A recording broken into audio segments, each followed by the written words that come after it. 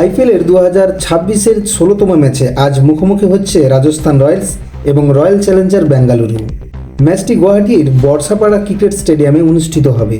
2026 সালে এই দুই দল এখনও পর্যন্ত সমস্ত ম্যাচগুলি জিতেছে, তাই এই ম্যাচে কে হারবে আর কে জিতবে, তাদের সম্ভাব্য প্লেইং 11 কী হতে চলেছে, গুয়াহাটির পিচ রিপোর্ট কী বলছে, সবই জানতে পারবে এই ভিডিওতে।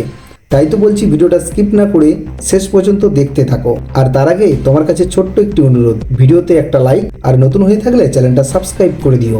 এখন আলোচনা করব এই দুই দলের বর্তমান অবস্থা। রাজস্থান পয়েন্ট টেবিলের শীর্ষে রয়েছে।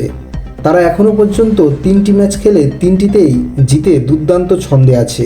তরুণ ওপেনার বৈভব সূর্যবংশী এবং যশস্বী জয়সওয়ালের বিধ্বংসী ব্যাটিং তাদের বড় শক্তি। অধিনায়ক হিসাবে রিয়ান পরাগ মিডল অর্ডারে দারুণ নেতৃত্ব দিচ্ছেন। অন্যদিকে রয়্যাল চ্যালেঞ্জার বেঙ্গালুরু 2025 সালের চ্যাম্পিয়ন তকমা বজায় রেখেছে। তারাও এখনও পর্যন্ত 2টি ম্যাচে 2টি জয় ছিনিয়ে নিয়েছে। বিরাট কোহলি দারুণ ফর্মে আছে এবং জর্জ হ্যাজলউড সহ সমস্ত বোলিং ইউনিট বেশ শক্তিশালী দেখাচ্ছে। এখন জেনে নেব গুয়াহাটির পিচ রিপোর্ট এবং এখানে কোন দল এগিয়ে থাকতে পারে। পিচ রিপোর্ট জানার আগে চলো একবার দেখে আসি দুই দলের প্লেইং 11 কী হতে পারে। রাজস্থান রয়্যালসের সম্ভাব্য প্লেইং 11: যশস্বী জয়সওয়াল, বৈভব সূর্যবংশী, ধ্রুব জুরেল, রিয়ান পরাগ, Shimron Hetmyer, Rabindra Jadeja, Sam করন, জফরা আচার্য, সন্দীপ শর্মা, রবি বিষ্ণোই, তুষার দেশপান্ডে এবং ইম্প্যাক্ট প্লেয়ার হিসাবে নানচে বার্গার।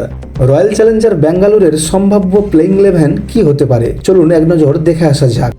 বিরাট Kohli, Jacob Bethell, Venkatesh Iyer, Rajat Patidar, Jitesh Sharma, Krunal Pandya, Tim David, Romario Shepherd, Bhuvneshwar Kumar, George Hazlewood, Suyash Sharma এবং ইম্প্যাক্ট প্লেয়ার হিসাবে নুয়ান তুষারা।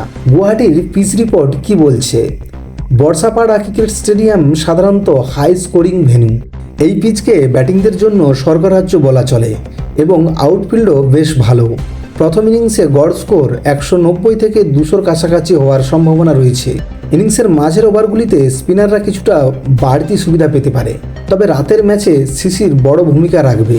ফলে টসে জয়ী দল প্রথমে বোলিং করার সিদ্ধান্ত নিতে পারে। হেড টু হেড রেকর্ড কি বলছে? আইপিএল ইতিহাসে এই দুই দল মোট 34 বার মুখোমুখি হয়েছে। আরসিবি জয় হয়েছে 17 বার আর রাজস্থান জয়ী হয়েছে 14 বার। ফলাফল হয়নি 3 বার। আইপিএল ইতিহাসের স্ট্যাট অনুযায়ী আরসিবি কিছুটা এগিয়ে, তবে রাজস্থান রয়্যালসের ওপেনিং ব্যাটিং বৈভব সূর্যবংশী এবং যশস্বী জয়সওয়াল যে ফর্মে রয়েছে, যদি কোনো কারণে এই দুই তারকা পুরো পাওয়ার প্লে ব্যাটিং করতে পারে তবে ম্যাচের মোড় ঘুরিয়ে দিতে পারে। বন্ধু, তোমার কি মনে হয় এই ম্যাচে কোন দল এগিয়ে থাকবে? এখনই কমেন্ট করে জানাতে পারো। তবে তার আগে একটু কষ্ট করে চ্যানেলটা সাবস্ক্রাইব করে দিও ক্রিকেটের নিত্য নতুন আপডেট সবার আগে দেখার জন্য।